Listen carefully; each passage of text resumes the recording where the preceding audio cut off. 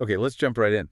There's this kind of paradox with so-called AI scientists that's been on my mind. Mm-hmm. We see all these headlines, models that can run experiments, write their own code, basically do the research. Yeah, they're incredibly powerful, but they have this one almost surprisingly human weakness. They're terrible at art. Exactly. Specifically, making those dense, complex diagrams you need for an academic paper. Which is why today we're doing a deep dive into something called PaperBanana.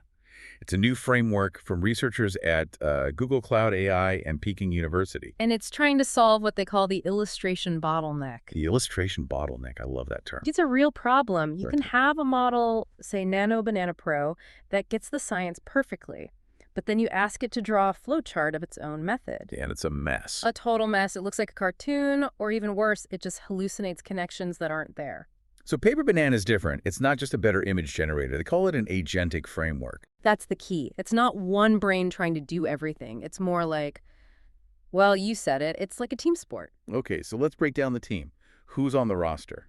So instead of one prompt going into a black box, PaperBanana orchestrates 5 specialized agents. First up is the retriever agent. Okay. Before it draws a single line, it scours this huge database of existing papers to find relevant examples. So it's doing its homework, grounding itself in what a real diagram should look like. Precisely. It's not starting from scratch. Then it hands off to the planner agent. And the planner is what? The project manager? You could call it the cognitive core.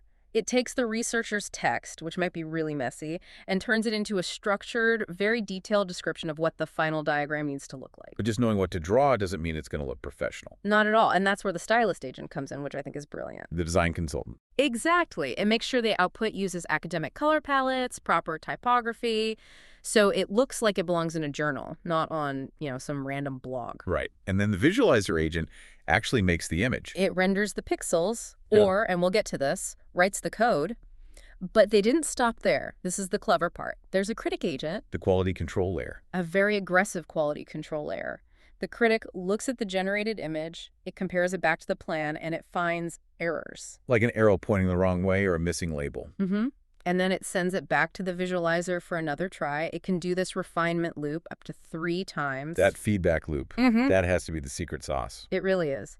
And they didn't just claim it works, they really put it to the test. With that PaperBanana bench, right? Yep. They pulled 292 test cases from actual NeurAPS 2025 papers, and the results were pretty stark. PaperBanana was way better on faithfulness, on aesthetics, everything. But there's a really specific detail about how it handles different types of images that I found fascinating.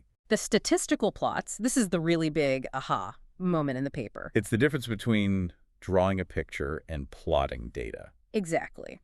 If you ask a normal image model to make a bar chart, it paints pixels that look like a bar chart. It might get the general shape right, but it's basically guessing the values. It's hallucinating the numbers, which is a total deal breaker in science. You can't have made-up data, so PaperBanana is smarter. When it detects a request for a statistical plot, the visualizer agent switches its whole strategy. If it doesn't draw pixels. It writes executable Python code, specifically using Matplotlib. This way, the data is visualized with 100% numerical accuracy. It's compiling the visual instead of painting it. That's so clever. I also saw it can take a rough sketch. Oh yeah, a human can just draw a rough diagram on a tablet, and the system will take it and upgrade it. Using that stylist agent to make it publication ready. It's a huge time saver. Right. So, where does this leave us?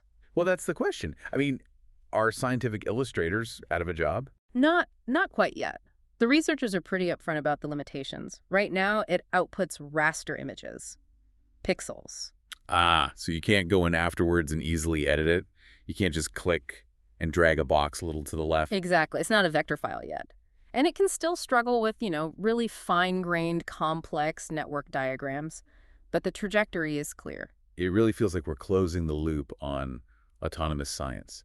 You have AI that can read the literature, design the experiment, and now professionally visualize the results. Which leaves a pretty provocative question for you to think about. If AI can handle the research and the visual communication, are we looking at a near future of fully autonomous scientific journals where humans are just the readers? That is a wild thought to end on. Thanks for listening to this deep dive into PaperBanana.